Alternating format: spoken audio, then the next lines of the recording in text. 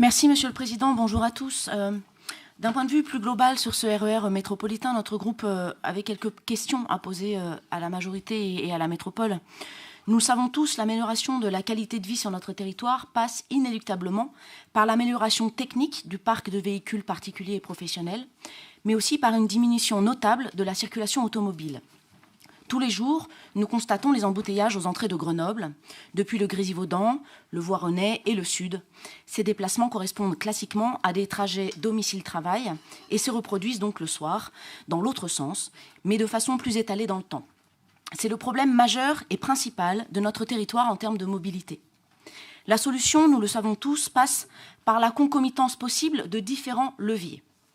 Développer l'offre de transport en commun, encourager le covoiturage, réguler peut-être un jour l'entrée de la métropole, inciter au fret, augmenter le télétravail, financer les vélos électriques dans une certaine mesure, construire des parkings relais efficaces, etc. Sans dogmatisme, c'est ensemble que ces options permettront de réduire de 5 à 10% le trafic et donc de fluidifier nos routes. Car oui, pour rappel, un bouchon se forme avec plus ou moins 5% de trafic. Parmi ces leviers, le développement d'une offre de transport en commun performante pour les trajets du quotidien est incontournable.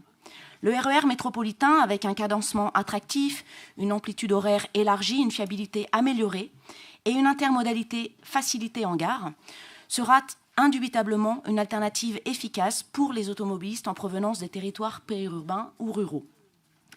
Si le projet à l'étude depuis de nombreuses années est bien avancé et qu'il y a un an, en avril 2021, Laurent Wauquiez, après avoir pris connaissance du résultat des études sur le RER métropolitain, avait annoncé dans une interview, je cite, « Il montre qu'on peut le faire, donc on y va ». Et la volonté de la région est d'engager des travaux dès l'an prochain pour traiter une branche tous les 3 à 5 ans. Nous sommes toutefois inquiets aujourd'hui quant à la position de la région Auvergne-Rhône-Alpes.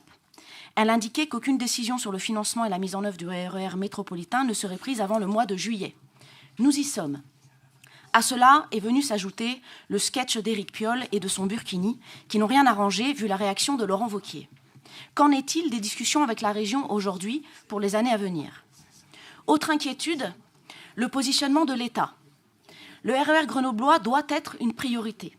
Qu'en est-il des discussions avec l'État? Le nouveau ministre délégué en charge des Transports, Clément Beaune, serait à même de nous répondre sur la stratégie qu'il entend tenir.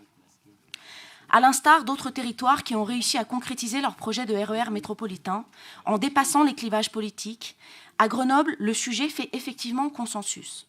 L'ensemble des parties prenantes, acteurs institutionnels, parlementaires, entreprises, portent ce projet dont les enjeux sont nombreux. Santé, qualité de vie, impact environnemental, attractivité. Nous devons avancer collectivement sur ce dossier. Merci.